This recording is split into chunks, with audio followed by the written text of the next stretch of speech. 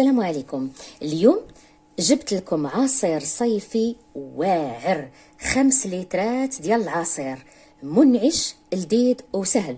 حضرته بمكونات بسيطة والنتيجة راقية. تابعوا معايا كل التفاصيل. وهاد المقادير اللي غادي نذكرها معكم دركي تبارك الله كتعطي 5 يطرو ديال العصير. 5 يطرو راه ما يتبرد الواحد يشرب النهار كامل به بعائلته بجيرانه بكل شيء. المهم هاد المقادير سهله. غادي نحتاجو يطرو ديال الماء بارد، يطرو ديال عصير البرتقال. الا ما كانش عندكم عصير البرتقال يمكن ديروا العصير المعلب، تشريو 1 لتر، المهم يكون بارد. كذلك عندي يطرو ديال الماء المعدني الغازي، يطرو 2 ديال الكؤوس ديال الياغورت بنكهة الفانيلا، 2 ديال الزروديات خيزويات مسلقتهم وصفيتهم وخليتهم يبردوا مزيان بهم بهاد الاخر هاد اللب ديالهم لان هاد الجزر عندي طري. 2 كيسان ديال الحليب كبار، نص كاس ديال سكر سنيده او حسب الذوق، الا بغيتو تزيدوا زيدوا.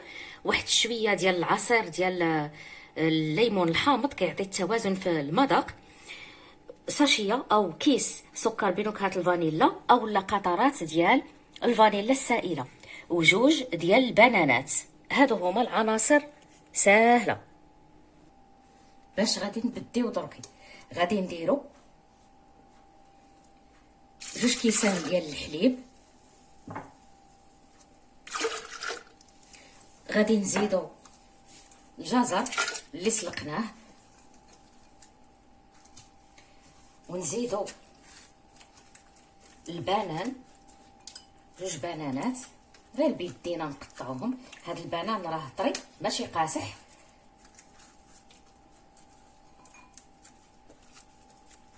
غادي نزيد معاهم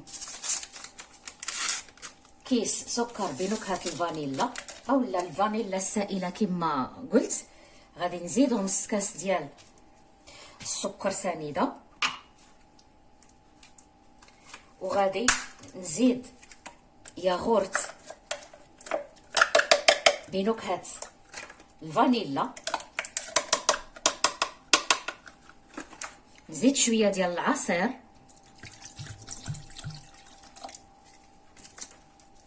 وغادي نخلط مزيان مزيان.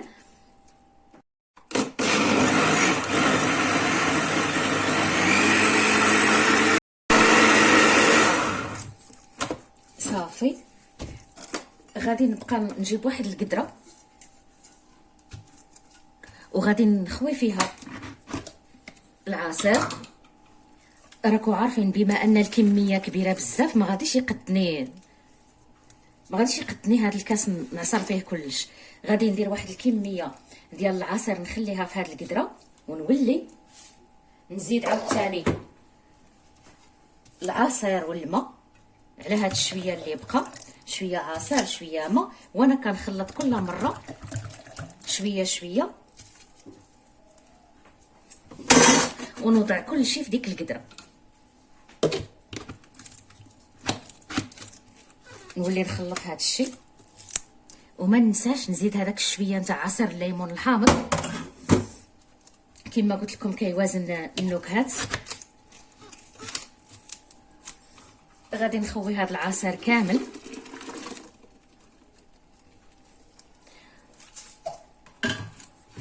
وغادي نزيد عليه داك العصير المتبقي تاع البرتقال، وغادي نزيد عليه الماء ما تبقى من داك الليترو ديال الماء. واحد الريحه زوينه راها طالعه في هاد العصير. شوفوا اللون كي داير رائع، وكيعطي واحد كيجي كريمي وكيجي منعش ما نقول لكمش، خصوصا الا كان الواحد عنده شي حفله ولا شي زياره عائليه ويكون فيها الناس بزاف ولا هذا، راه كيجي زوين بزاف. هذا ينفعكم من داكشي. غير اللون ديالو، هذيك الزروديه اللي زدناها ديك الجزر عطاه هذا اللون. من بعد ما غادي نخلطو غادي نقلعو هاد الكشكوشه، طبعا غادي نقلعوها. صافي خلطت مزيان. شنو غادي ندير درك؟ غادي نجيب الماء المعدني الغازي، كيعطي واحد الانتعاشه زوينه، كيبقى حريه شخصيه ديالكم. الا ما بغيتوش ديروه ما ديروش، ولكن كيعطي واحد المذاق ما نقول لكمش، خصوصا من كيبرد. غادي نبقى نزيد غير بشويه لانه غازي باش ما يطلعش فيه السعل، وكتعطي واحد الانتعاشه زوينه. دوك الغازات اللي كيكونوا في هذا الماء المعدني ما كيبانوش بواحد القوه كبيره. صافي الان غادي نخلط، نقلع بعدا شويه من هاد الكشكوشه.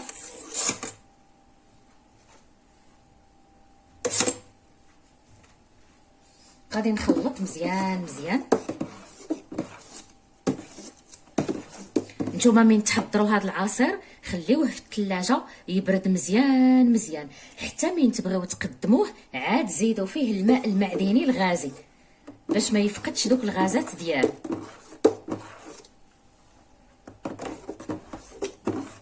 غادي نبقى نحركو باش تندمج العناصر مزيان مع بعضياتها.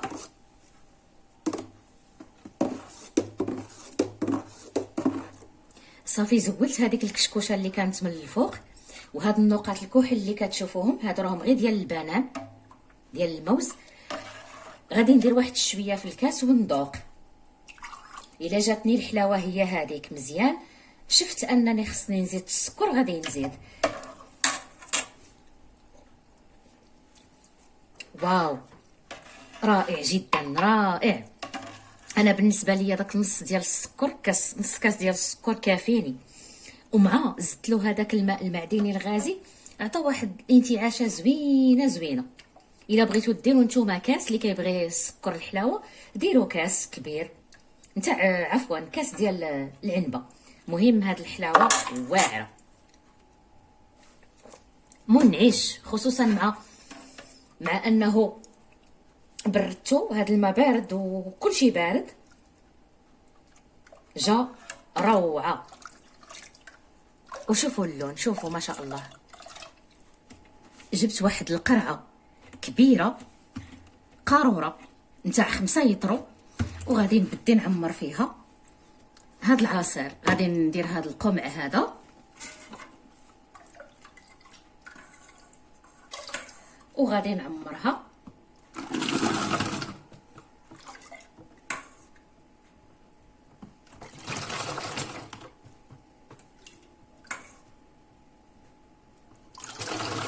جاي عاقد كريمي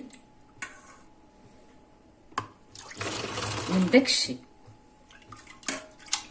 صافي العصير كنديروه في الثلاجه يبرد مزيان، عاد ديك الساعه كنقدموه بارد.